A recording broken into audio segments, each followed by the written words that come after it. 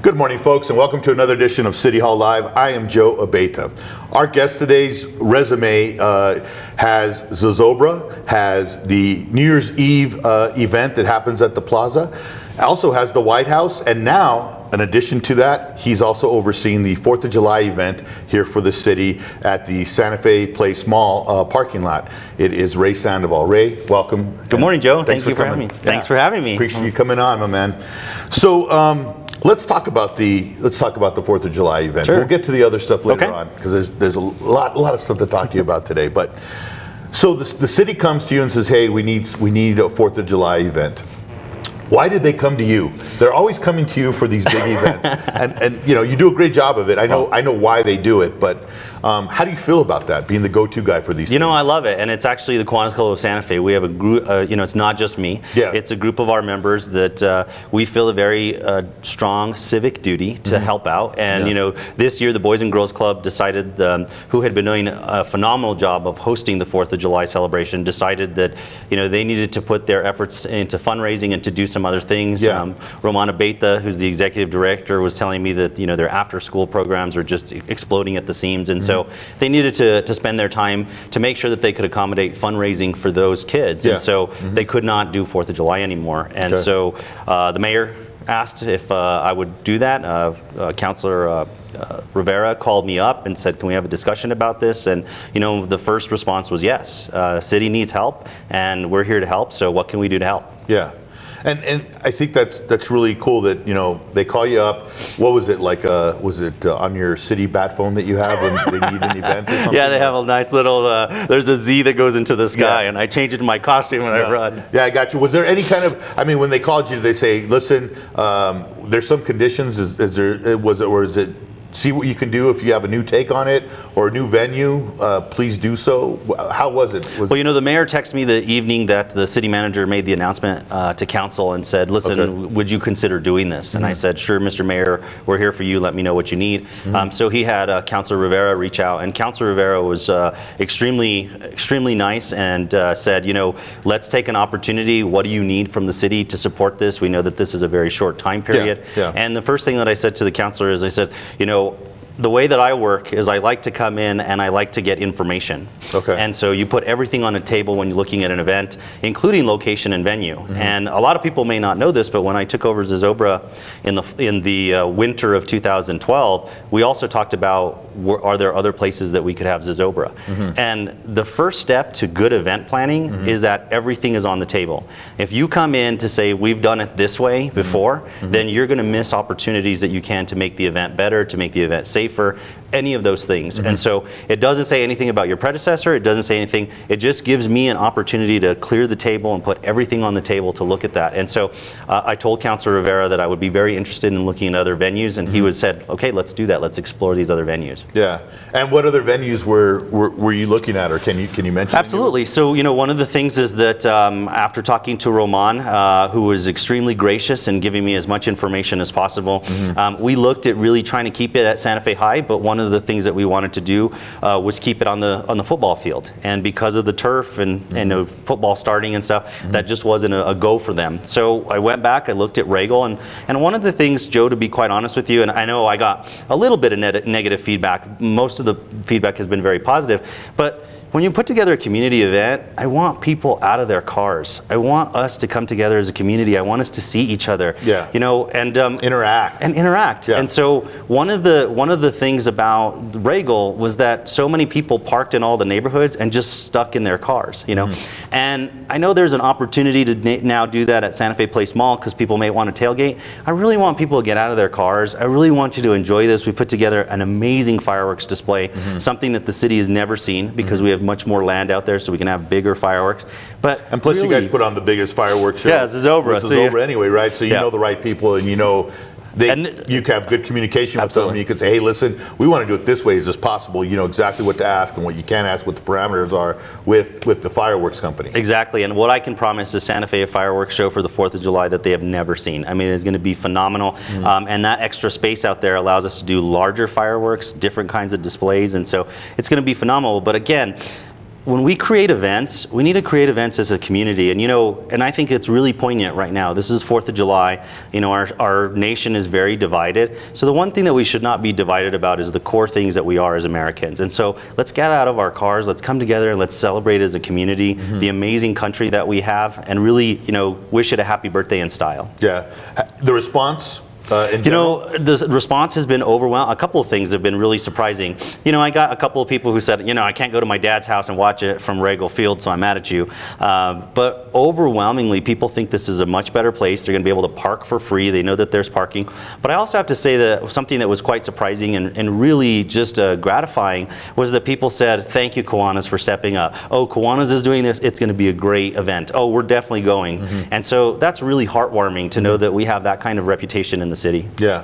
How about Santa Fe Place Mall when you approached them? Or did they approach you? No, I approached them because one of the things that, one of the things about this is that it really is about community. And so we burn Zozobra on the north side, and I want my south side residents to feel that they own Zozobra too. And so we've been looking for a south side venue to actually build Zozobra. And Lance Farrell from the mall came up with a crazy idea and said, would you ever consider building Zozobra in one of the stores, right? And we've been talking over the years, and so finally we actually have an agreement to actually construct Zozobra inside the food court of the Santa Fe Place Mall this year.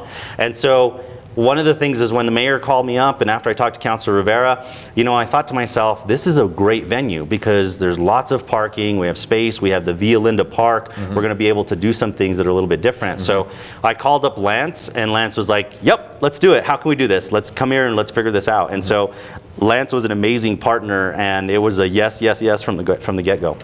So are you guys, this is kind of, I don't want to get totally out of the 4th of July topic, but are you guys building Zozobra at Santa Fe Place Mall? We are. So we signed an agreement with Santa Fe Place Mall. They actually had to replace all the doors that go into the food court because it has to be large enough to get Zozobra out. Okay. But we're really excited about, number one, building Zozobra on the south side, and number two, doing it at the mall. Like, we want our community to be involved. We want them to come and touch and feel Zozobra, and so I think this is going to be a great opportunity for our community. When did that all change? Because I remember, I know we're getting a little off, we'll get back to it, but since we're on right now, when did that all change? Because it was always like a top secret place where he was built, and no one was to see him until the day of. And when did that change? Did that change with when you became? It did, and one of the reasons was because, and we had always done this. I mean, it wasn't just the folks that were immediately before me. When I first started with Kiwanis, it was a secret location, and I have to tell you that building Zozobra, you felt like you were a member of the United States Senate, because if you didn't have enough seniority, you didn't touch this, you didn't go there, you didn't do those kind of things. And so, and I respected the hierarchy, I respected that, but one of the things that has to happen is that traditions have to be in the DNA of the community, right? And so we have to recruit the next generation of Zozobra builders, the next generation of Fiesta folks, all these wonderful events that keep our history going. They have to be in our kids from very early on. So as a kid, I was always upset that when I went to museums, I couldn't touch anything. It just bothered me. I wanted to be able to touch and feel and figure out how it worked. And so when I took over Zozobra, I thought, this is the opportunity. There's no reason to hide this. This is the community event. Zozobra belongs to the entire city. Let them come and touch and feel. Okay. No, and I think it's great. I remember public coming in. You had a bunch of kids being brought in from bus, and stuffing and showing them how to do it and how to build them and stuff. And you take a lot of pride in that. I remember as a kid going. I was a Gloomy, and it was in a secret location over there, kind of by where Furrows used to be. They're off San Mateo, and. It was like, ooh, this is top secret. I get a glimpse of what he is, and how he looks before, and this and that. But it's so good now that it isn't that way. I mean, really, what do you keep secret? You keep secret what's going to happen. There's going to be a different. And his hair. And his hair, right? So, I mean, that's something that Harold Gans, the original voice of Zozobra, he was very particular about not sharing the hair color until the day of the event. And so we wanted to be able to be respectful to our traditions that have been passed on through the club, but at the same time be inclusive. It was a give and take type of thing. Exactly. So getting back to the fireworks event, what can people expect? Is there going to be entertainment there, or is it just strictly just a fireworks show? Is there going to be booths there? Can people bring in their own food? Can they bring booze? Can they bring, other beverage, that type of thing? What are those questions? So the night is going to be an amazing night. We're going to start about 5 o'clock. We're going to pipe in some music from 97.3 Jammin', one of our partners. But at 6 o'clock, we'll switch over to our live music. So it's going to be Alex Mariel, followed by Soulfire. Wow. And then it's also going to be Fun Addicts will take us into the national anthem and then the lighting of the fireworks. So from 6 to 9:30, we'll have live entertainment, weather permitting. And I guess, again, wind. Rain doesn't bother us with fireworks. I know it doesn't help, but rain doesn't really cause a problem. It's wind. So at 9:30, if the conditions are right, we'll go ahead and start the show. It'll be a 27-minute fireworks show. It'll be all choreographed to really cool, very patriotic music to get everybody into the celebration. And so that'll all take place on the Via Linda Park side, which is just to the east of the JCPenney's parking lot. Inside the parking lot, there'll be a lot of parking for folks. It's for free. We want people to be able to come out, so we're not charging for parking. And in that triangle, that's the parking lot that leads into the park, is we're going to have we'll have food booths. We'll have about 10 food booths. We're going to have booths that will be Crime Stoppers. It'll be Kiwanis. It will be Hutton's van will be out there. Del Norte is going to have a charging station for your cell phone in case your cell phone got a little low. It'll be a solar-powered one, so that's phenomenal. That's awesome. Some of the stores are going to actually have a booth, so I know that one of the stores is going to airbrush t-shirts, so if you want to go and get your t-shirt airbrushed, another store is going to provide beads for kids to make necklaces and just kind of have some fun activities. And then in addition to the food, we'll also have a beer garden, and that'll be run by Santa Fe Brewery. So, we ask you not to bring your own alcohol, and again, I know that there's going to be this temptation to tailgate.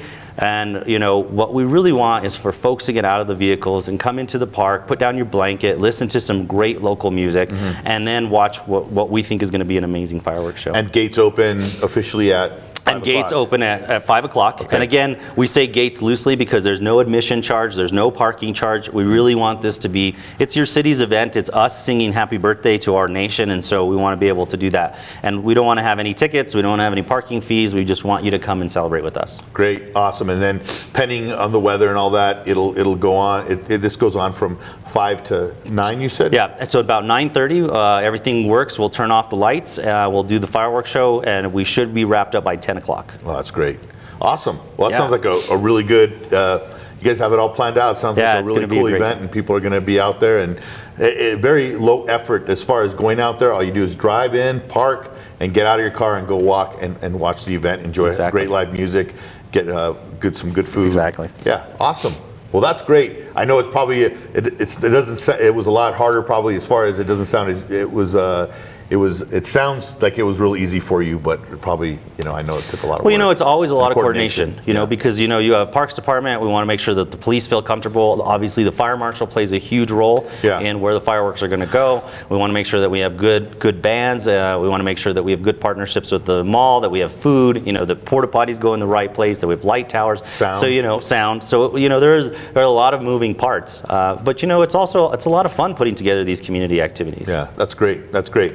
Okay, so how is this different, let's say, for New Year's Eve than New Year's Eve is? Let's talk about that. How did that all come about? Well, it was part of the mayor's initiative of People to the Plaza, and so the mayor said that he wanted to create an event for New Year's Eve on the plaza, and it was very important to him to be on the actual plaza. And so one of the things that we did was I partnered with Randy Randall from tourism, and we really just kind of thought about what we wanted to do, and we wanted to create a new Santa Fe tradition, right? And of course, us being the city different, we couldn't do what everybody else does. So we know that New York has the ball and they drop it, and then the mayor had floated an idea, and the mayor of Las Cruces got upset. And so we really were trying to think about what is it that symbolizes New Mexico, what symbolizes Santa Fe, and what symbolizes New Year. And the perfect symbol for that was the Zia symbol, which is the rising sun, right? So as the rising sun rises, instead of dropping something like everybody else,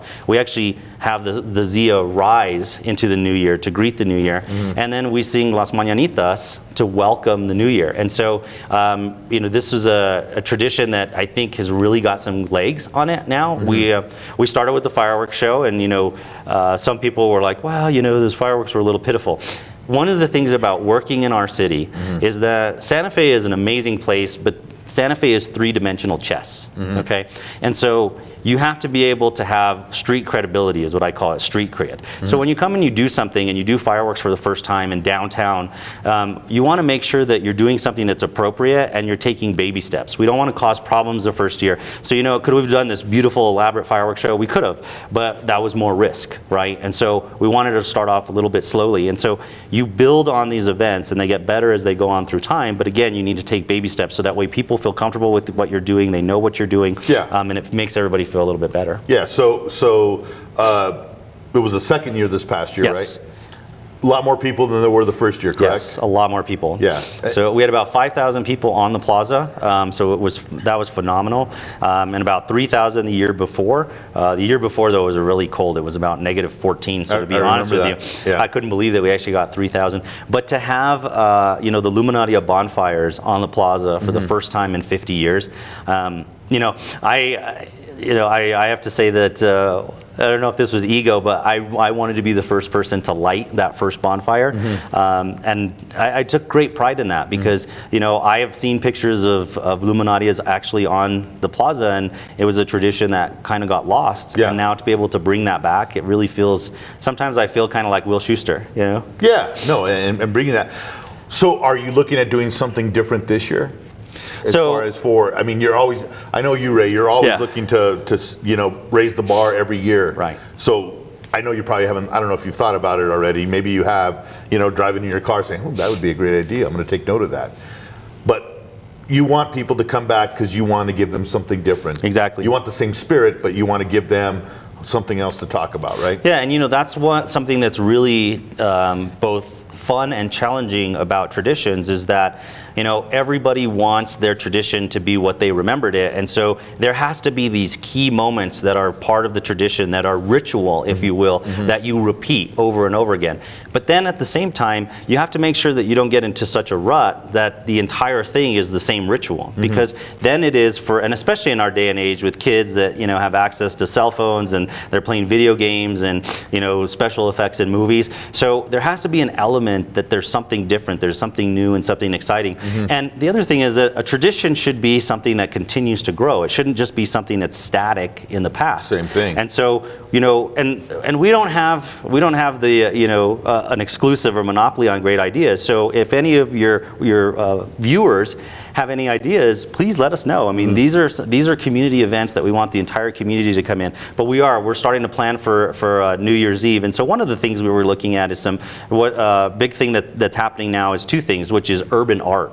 How do we bring an ability of urban art? Are there artists that come in, and you've seen some of these spray paint works that these urban artists are doing? Can we incorporate that? Are there ways to incorporate slam poetry? Right, so that way to incorporate more people and to have more things. And then of course I have some secrets on the actual event that's going to happen as well. I got you. No, and that's great, and it's good to see that the city participates in it. What's really good is that you have a community coming out on New Year's Eve, right, which is really cool, the locals.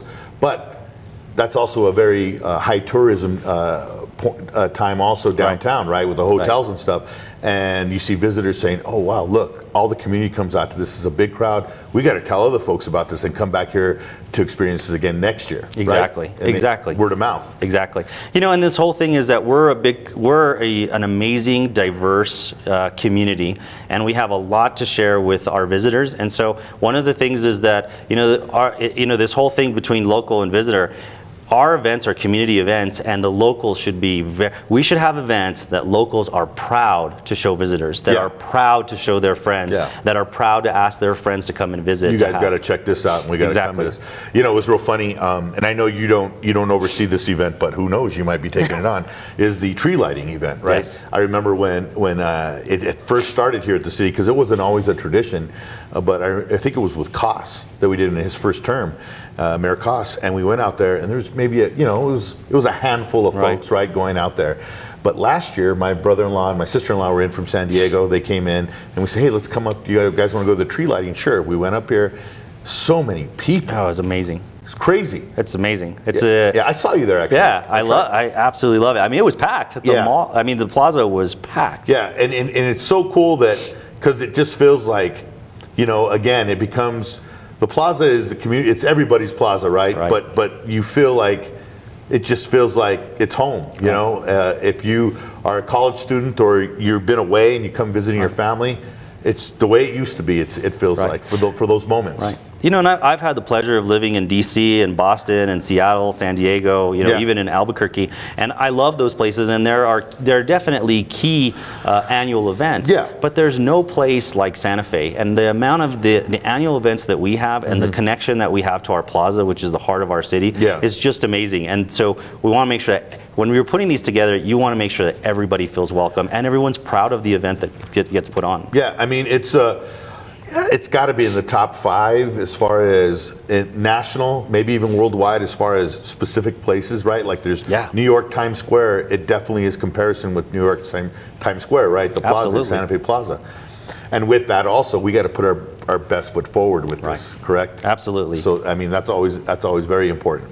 So let's talk about the last event, because there's 2 more topics I need to get to. You got to. I know we got time here too.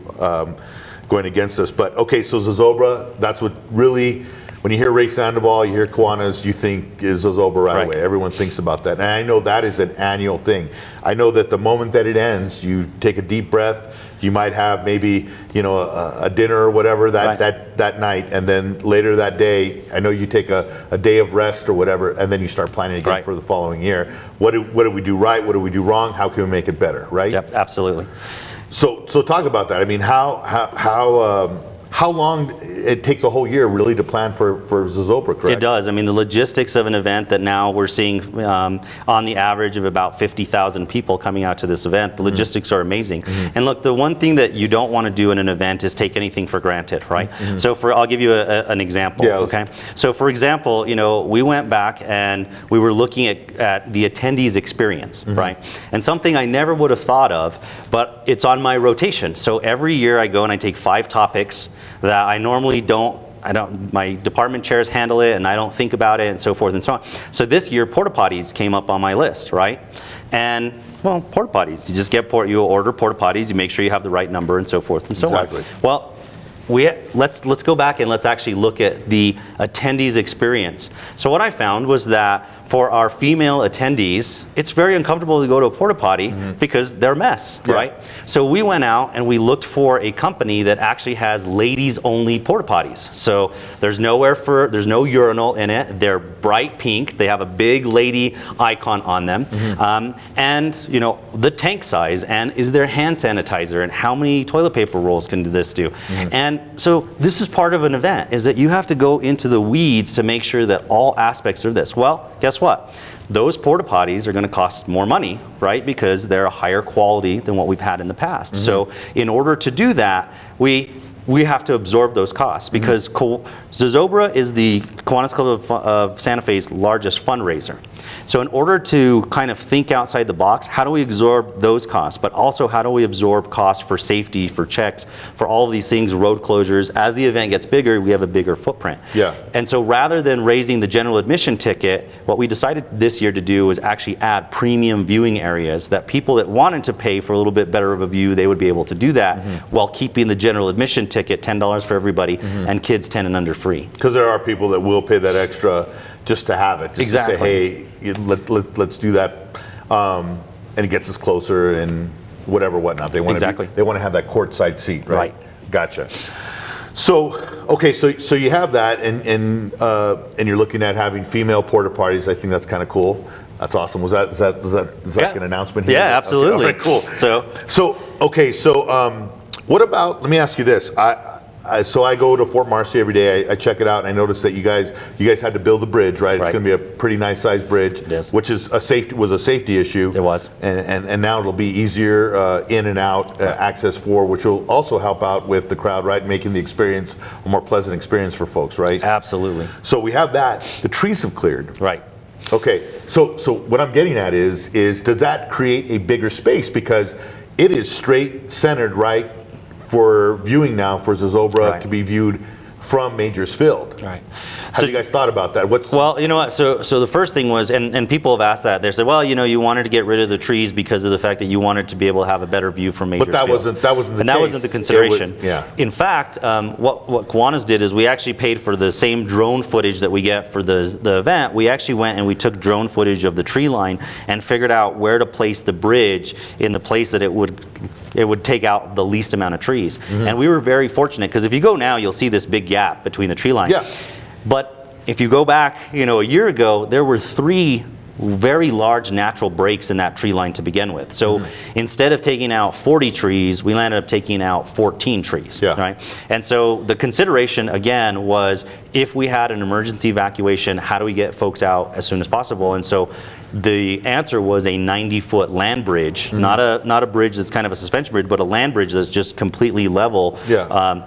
And that really dictated what we were going to do. Now, I'm not going to lie to you, when I went out there and I'm like, oh, and this is a good thing for us, because the other thing too is that for those folks who don't want to be smashed in, now they have a beautiful view from Majors Field and they can have a little bit more room. And the experience too. And the experience is better, right? So if you're that person that likes to be in the front row, you know, and jammed up next to your fellow person, you know, screaming, you can have that experience. But if you're the person that wants a little bit more personal space, then you can hang back and you still have an amazing view. Yeah. And you did a great job. I know that you had met with the community about all this thing and all, you know, about the bridge and about the trees and all that stuff. And I thought that was because it takes that, right? You got everything, you know, in Santa Fe. There's a process, right? And it's always good to know things ahead of time if there's going to be any kind of change. Especially at Fort Marcy. Right. And you know, this bridge gave out, it failed at the Zozobra of 2015. We actually went last year without those center bridges. We had brought everybody up through Old Taos Highway. That's right. That was really tricky. But the thing is that we didn't, obviously we wanted to be able to do this in the right way, and we had to have that community discussion. And the other thing is that what people want is they want an opportunity to have a voice. And so what we didn't want to do is come to them and say, this is a done decision. So back in January, we held a neighborhood meeting and we presented the recommendations that we were going to present to council 3 months before they went to council. So that way folks, if they really had a problem with it and council wanted to go to a different way, we had enough time to redesign the bridge. Because that's it. People want a voice, but they want a real voice too. They want to be able to know that they can say this, you know, we have an opportunity to say no, we want something different. Yeah, no, that's good.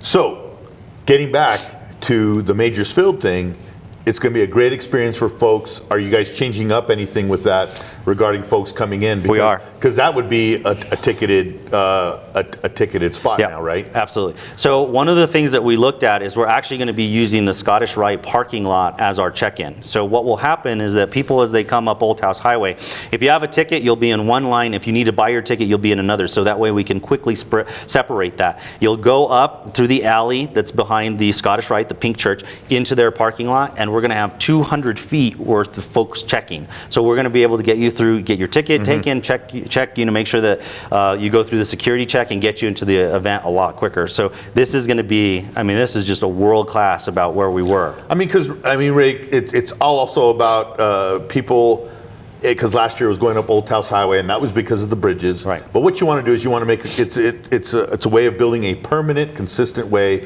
of folks getting in and out, and they know it, and they don't feel that anxiety of, oh man, what's going to happen here, or we got to make sure we get there on time, or how's this going to work out? Exactly. Right? And you know, and that's been the challenge with the bridge going out, is that back in 2015 we were kind of patting ourselves on the back, saying, okay, we got it now, we got the plan down, and then the bridge failed, and so 2016 we had to send people a completely different way.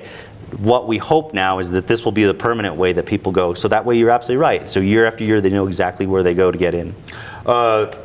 Big things for this year? So this is the 1950s in our Decades project. Okay. So I'll let you know that Zozobra will be sporting, I won't tell you what he's going to be wearing, but I'll tell you he'll be sporting a James Dean nice little ado. Oh, nice. So it'll be great. We'll have little poodle skirts, but instead of having poodles, they'll have Zozobra on them. There'll be a 1950s theme that run through it completely. And the other thing that's kind of a big announcement is we're really excited to welcome Los 5. which is a Latino band that is just phenomenal. Outside, they're in Los Angeles now. They sing in Spanish, English, Spanglish. You know, it will make some of our older folks who want to hear just that Spanish song, it'll make them feel comfortable. It'll make our younger folks who have a little bit of that Latino rap going on. So we're really excited to welcome them as our headliner. That's awesome. Real quick, going back, you Sure. said that there's going to be a poodle on his skirt? No. We're going to create, not on Zozobras. Okay, so I was going to say, that was a good one. Zozobra, or? No, so Okay. we're going to create, so for our dancers, and we're also going to have a sock hop. So we're going to create poodle skirts, but instead of putting a poodle on them, we'll put a little Zozobra. Oh, okay. Yeah. All right. I was going to say, hey, man, no. that went right past me. You were trying to get me on. That's great. All right, well, that's good, and that's happening in September. Right. Okay, so let's switch from events. I know we're kind of switching gears on here, but I think it's really important that people, I found it fascinating. I didn't realize this until maybe 2 years ago, and I've known you for a while now, but I didn't know you spent time in the White House. I did. So I had the privilege of actually working for the Obama campaign in 2008. Here in New Mexico, right? I ran the Rio Rancho office. Okay. I can tell you that I was at first I was really disappointed because I wanted Santa Fe, and they said, Santa Fe's, they're blue, they're going to vote blue, so we don't need you in Santa Fe. We're going to put you in Rio Rancho, and we actually. Back then, this was before the Tea Party, Rio Rancho was a very red district, and we actually won that by a significant number. And so President Obama came to Rio Rancho High School in March of 2009 as a thank you to me and my field crew for the work that we had done. And at that time, I had an offer to go work for the White House. I went to work for the White House. How'd that happen? I want to know. I want to know how, like, what was it? Were you like after the speech at Rio Rancho? Did he?